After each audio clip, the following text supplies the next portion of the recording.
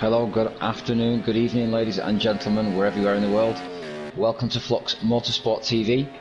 It's 8 PM, it's Thursday evening again, and it's time for our GT1 Championship. The track isn't really getting any drier. I don't think the rain is still coming down in our qualifying session. We've got 5 minutes to go here.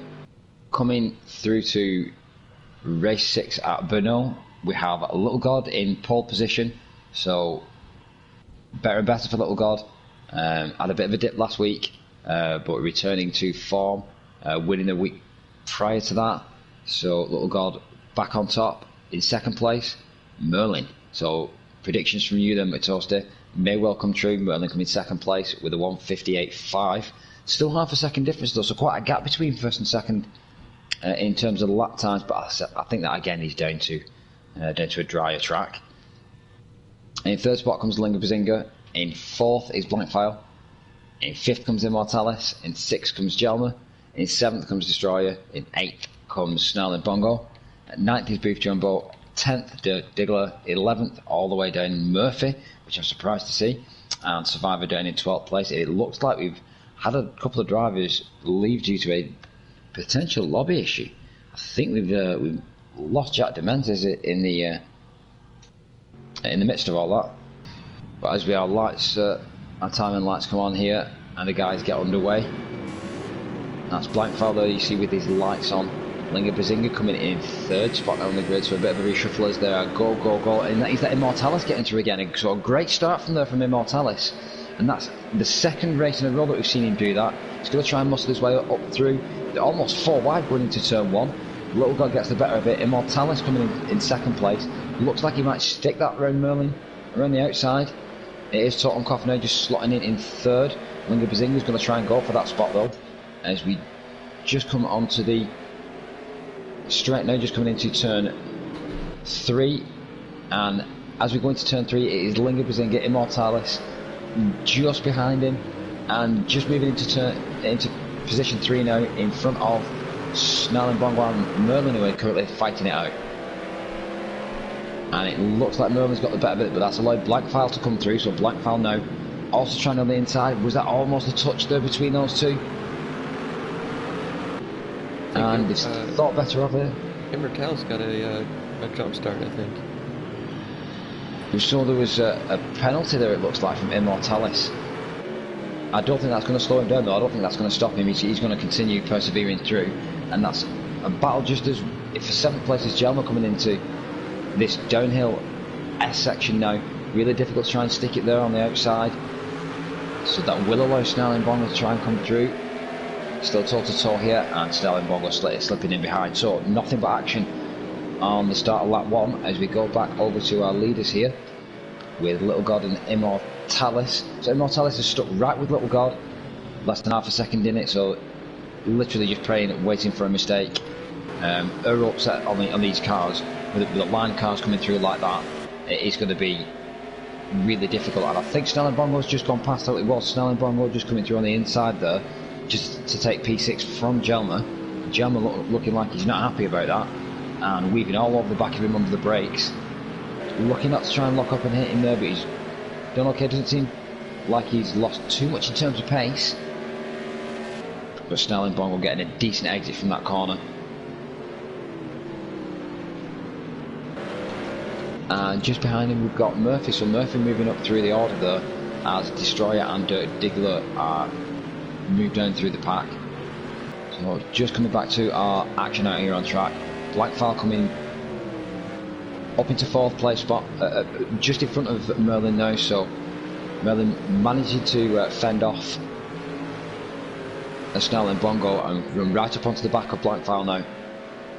And Blankfile not a million miles away from Linga Bazinga, so Linga Bazinga not quite got the pace that Little God and Immortalis have here today. He did say he was struggling a little bit coming into this race, and it looks like potentially Blankfile might be catching him there. So whether Linga Bazinga's trying to play a longer game and trying to think about, as Merlin goes very wide there, so that's Merlin all over the grass, comes back on, but Snarl and Bongo will get the run onto him now to come into this turn.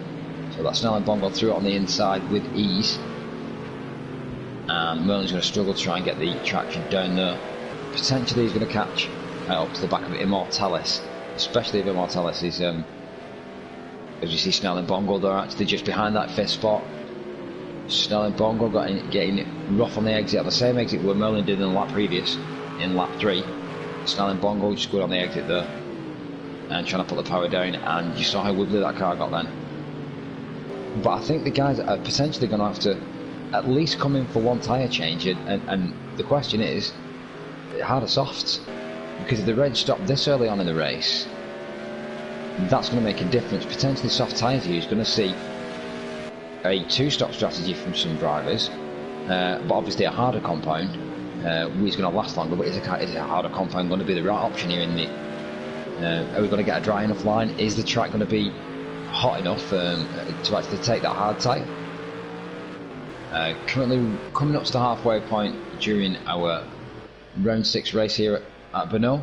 We've got Little God in 1st place, and just behind him there you can see Immortalis and Blankfile. Now Blankfile, you saw the indicator coming up there. The Blankfile's just starting to close Immortalis in, as Immortalis and Blankfile come through for 2nd and 3rd place respectively.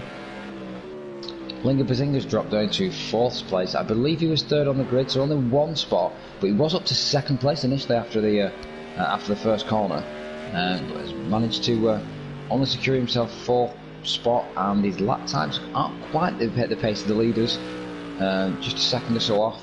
So back over to the battle for 5th spot, which I think where most of the action is going to be remaining today, as we've got Totencloth that's literally all over the back of Sterling Bongo, and it certainly looks like a dry line now, so the vast majority of this track looking like it's dried out. No one's come in for tyres yet, and I'm wondering whether that's going to start to be an issue now. There's that little lock up there from Destroyer, so this is Destroyer on the back of Murphy, the action that we're watching here. Less than half a second in it, and I think Destroyer's just trying to size Murphy up.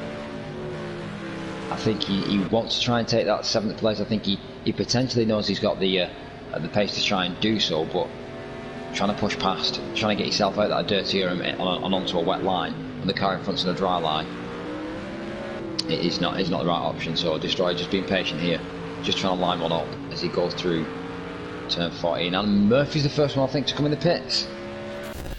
It's already picked up damage on the front of that car, and he's straight back in the pit. So Murphy really did not choose the correct tyres, or didn't get the tyres at all, as we saw. So back in the pits for Murphy. Just back over to our battle for 5th and 6th, which is now currently being replaced with Destroyer and Sterling Bongo as opposed to Merlin Sterling Bongo, and now Sterling Bongo into the pits as well as Linga Bazinga. So both Dutch guys choosing to pit together. Wonder whether this is strategy related, as we see Sterling Bongo just leaving the pits there. So quick pit stop there from Sterling Bongo.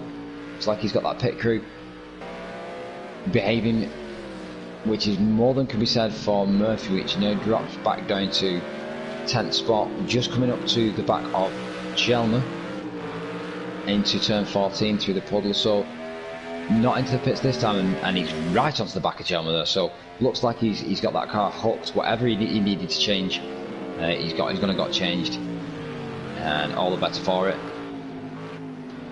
So 158 from Chelmer on the last lap. Murphy looks like potentially he's going to be putting similar lap times in himself now, as Steve comes in and just puts a 2-minute lap time in. So potentially some issues there from Little God at the front of the grid as well. But currently we've got a fight at the back of the grid, as Murphy's all over the back of Chelmer there. Just tried to get up through the inside, can't quite do it as they come in into the downhill, into this right-hander. Murphy has a sniffer on the inside and thinks, no, I'm going to go back in, and he pushes too hard and takes the inside. And just about misses the wall, gets it back on track. Just less than 15 minutes to go in our GT1 race here this evening, as Little God comes into the pit. So that's our leader in the pits. So I think that was actually the tyres, as we saw his lap time drop there as he came through into lap 15, and Immortalis coming in directly behind him as well. So there's going to be no running on that a little bit further. So that is going to let Destroyer through into second spot. So all the way up from 9th spot, Destroyer now has come all the way through, and he's currently in second spot. Now, we've yet to see him pit, is that right?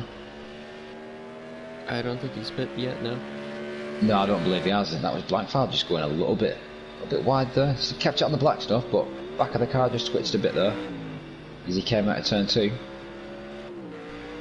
But Destroyer put in 2 minutes on what appears to be the wet tyres here, and I think that is where he's now just starting to push just a little bit hard.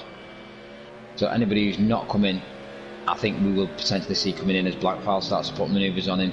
Backs out into that corner, lets him run it a little bit wide and goes straight through. Great jump there, great manoeuvre from Blackfire to take second spot. But just while we're talking about these two for the battle for 4th and 5th, we've got a battle for the lead. Blackfire and Little God going toe to toe, less than half a second in it, and I think that Blackfire's going to get him. He has indeed. So Blackfire really making that car fly at the minute. 153.4s. That has got to be soft tyres that's allowing that to happen, and he's really starting to push that. So whether Steve can benefit and try and jump into the rope, try and find that dry line that Blackfire's clearly found, but I think that Blackfire in the last 10 minutes of this race has just blown the competition away. I think he's really going to turn it on here, and he's already a second in front of Little God. Again, pit stops potentially being a deciding factor here in this race, and it has made it for quite a spaced out race. But we have not been short of action at points during this race, and just coming through in the last minute, it certainly is no exception. Snell and Bongo right up on the back of Merlin there, really looking for any way to get past him. Does look like he's got more pace than Merlin as he tries to go for the inside, and thinks better of it, swings back to the outside again, tries to make the manoeuvre now, does get the car up on the inside, so claim to the corner, but is going to put him on the outside for this one as they come all the way around. I really hate how adverse camber that corner is, but Merlin sticking that beautifully there, but allowing Snell and Bongo the inside for the start of the S's, and the outside as he comes through, the outside being a better line there on that corner, able to get the power down there, as you saw Merlin having a ditch on the brakes so the car didn't over rotate.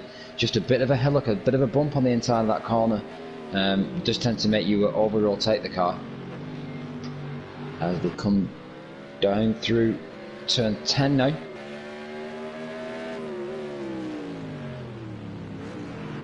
Up into again what is a very steep elevation of turn 11, which continues all the way up through into turn 12, and you do kind of get some idea there just as you come up that hill, exactly how steep that was just from that camera angle. Snell and Bongo certainly getting the manoeuvre done on Merlin there. As we see a Blackfire coming round on what I believe is his last lap this time, so lap 23 I believe will be the last lap. Blackfire looks like he's set to win this one as Blackfire comes across the line for the win. Dirk Diggler and Jelmer in 9th and 10th. But a win today for Blackfire. It looks like Immortalis. It will come in 5th behind Snell and Bongo.